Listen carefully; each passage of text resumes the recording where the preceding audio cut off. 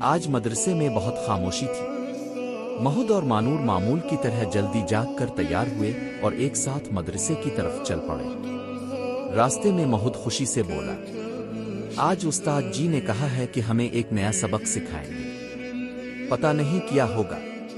مانور نے مسکرا کر جواب دیا، میں تو دعا کر رہی ہوں کہ آج بھی کچھ ایسا سیکھیں جو دل کو بھی اچھا لگے اور اللہ کو بھی۔ جب وہ دونوں مدرسے پہنچے تو استاد جی نے سب بچوں کو دائرے کی شکل میں بٹھا دیا۔ پھر وہ مسکرا کر بولے، آج کا سبق کتابوں میں نہیں، تمہارے دلوں میں لکھا جائے گا۔ بچے حیران ہو گئے۔ محمود نے آہستہ سے کہا، یہ کیا مطلب ہے؟ استاد جی نے سامنے رکھی چھوٹی سی ٹوکری اٹھائی جس میں چند کھجوریں تھیں۔ انہوں نے کہا، آج ہم سیکھیں گے کہ سب سے پیاری عبادت اللہ کو کون سی لگتی ہے، وہ عبادت جس میں تم دوسروں کو خوش کرو۔ یہ کہہ کر انہوں نے ہر بچے کو ایک ایک کھجور دی اور کہا، جاؤ، یہ کھجور کسی ایسے کو دو جو تم سے کمزور ہو، بے بس ہو یا تم سے محبت چاہتا ہو، اور دیکھو تمہارا دل کیسا محسوس کرتا ہے۔ محمود اور مانور کھجوریں پکڑ کر باہر نکلے۔ دونوں سوچنے لگے کہ کس کو دیں۔ راستے میں انہیں مسجد کے باہر بیٹھی ایک غریب آنٹی نظر آئی۔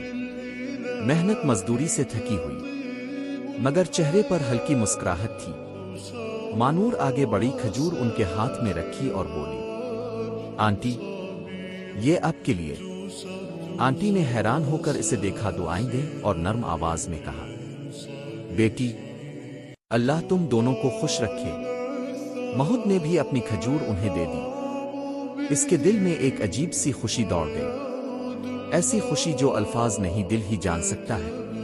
مدرسے واپس جاتے ہوئے مانور بولی، بھائی، آج سمجھ آیا کہ نیکی کتنی پیاری ہوتی ہے۔